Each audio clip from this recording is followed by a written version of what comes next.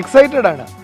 കാരണം ബുധനാഴ്ച 31-ാം തീയതി വൈകുന്നേരം നടക്കാൻ പോകുന്ന ന്യൂ ഇയർ സർവീസ് എനിക്ക് തോന്നുന്നു ഇതുവരെ നടന്നിട്ടില്ലാത്ത വിധത്തിൽ അസാധാരണമായ എന്തൊക്കെയോ സംഭവിക്കാനുള്ളതാണ് എന്ന് തോന്നിപ്പോവുകയാണ്.